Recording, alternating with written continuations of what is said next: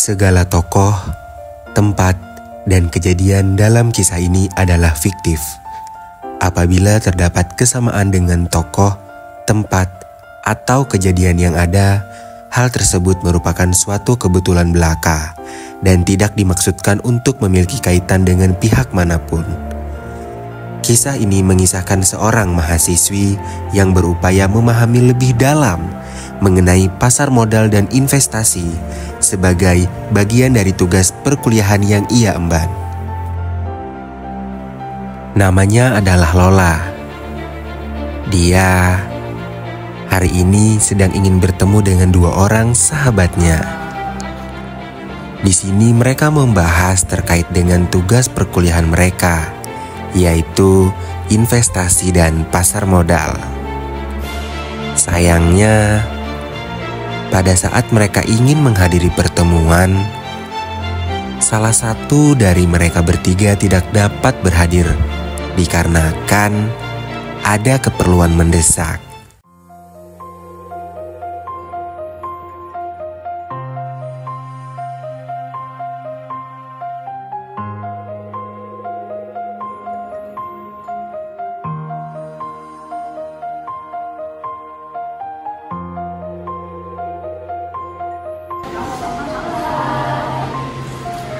Oke guys, hari ini aku bawa temanku namanya Lola. Ini mau kenal kalian sekaligus mau beli saham. Boleh kalian kasih contoh penjelasan saham secara simpel aja supaya dia paham. Jadi Lola, sebelum kamu tahu itu saham, kamu harus tahu investasi dulu karena saham itu adalah bagian dari investasi. Jadi investasi itu adalah dimana kamu itu menitipkan uang kamu di seseorang dan kamu berharap di tahun selanjutnya uang kamu itu mendapatkan keuntungan seperti itu. Nah, jadi bagian dari investasi ini ada berbagai macam. Yang pertama itu adalah saham, yang kedua obligasi, reksadana, deposito, dan juga emas. Wah, banyak juga ya bagian dari investasi. Ya. Kalian bisa jelasin nggak secara sederhananya itu gimana? Oh, kalau mau kamu secara sederhana, ibaratnya gini aja deh. Nah gini, misalkan kalau kamu mau tahu saham itu ibaratnya gini. Kamu punya bebek, kamu titipkan ke peternakan. Nanti peternakan ini akan jaga, akan rawat bebek kamu. Nanti peternakan ini akan bagi hasil sama kamu. Semakin besar kamu nitipkan bebek ke peternakan, semakin besar juga keuntungan yang kamu dapat. Tapi kamu harus lihat dulu apakah peternakan itu sehat, baik, dan apakah selama ini itu peternakannya untung atau rugi. Nah, sedangkan reksadana itu bebek punya kamu itu dikumpulkan sama bebek punya orang lain. Nanti dicari peternaknya. Ada peternak yang cepat ngembangin bebek kamu tapi resikonya tinggi. Sedangkan ada juga peternak itu lambat ngembangin bebeknya tapi resikonya rendah. Terserah kamu mau milih yang mana. Nah, kalau misalkan deposito itu ibaratnya saya peternak, kamu punya bebek, kamu titipkan ke saya. Nanti saya jaga bebek kamu ini. Setelah perjanjian akan dikembalikan. Misalkan perjanjiannya 5 tahun. Setelah 5 tahun saya akan kembalikan bebek kamu beserta anak-anaknya. Tapi sebelum 5 tahun bebek ini nggak boleh kamu ambil, gitu sederhananya. Nah, untuk sisanya dijelaskan sama temanku yang sebelah. Dia lebih paham. Jadi obligasi itu kita ibaratkan bebek ini ya.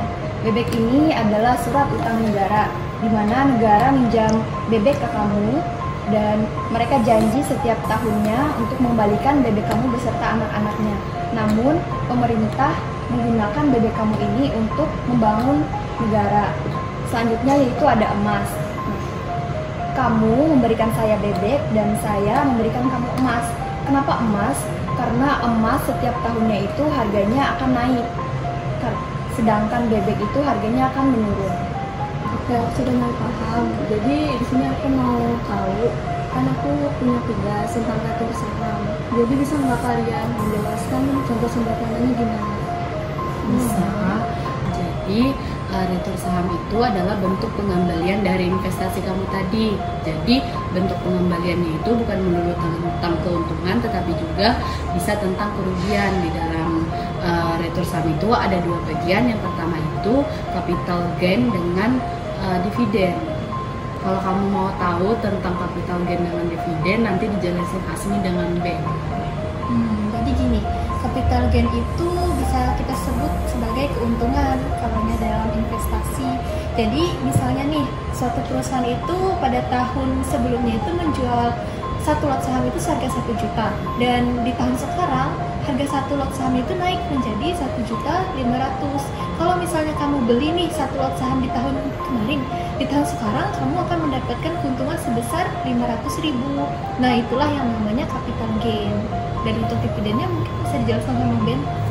Oke, aku jelasin secara singkat ya. Jadi dividen itu kayak pembagian laba dari saham yang kita tanam di suatu perusahaan.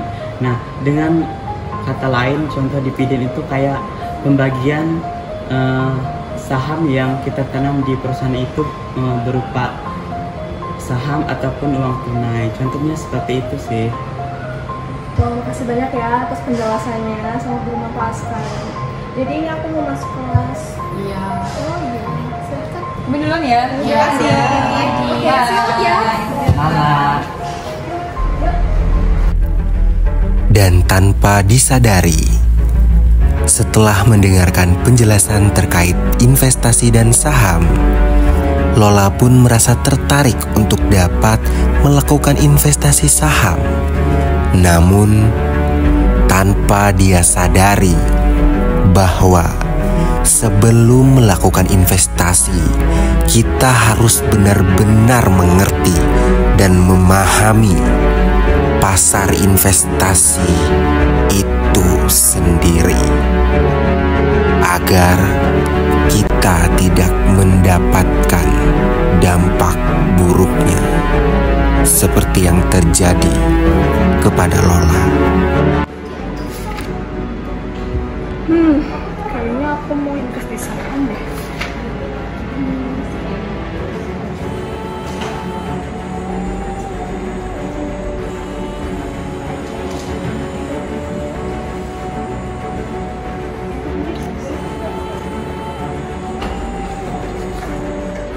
Wah, untung nih.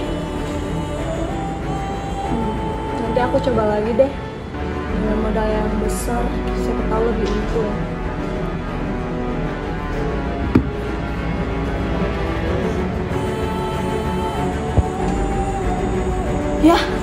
Ya, kok turun sih? Padahal tadi baru aja masukin dananya. Mas.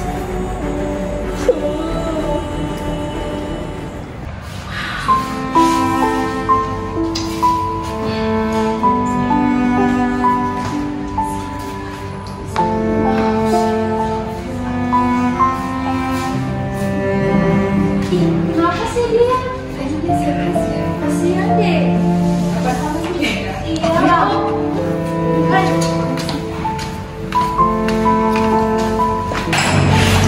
Dalam kisah ini ada beberapa pembelajaran yang dapat kita ambil dalam berinvestasi saham.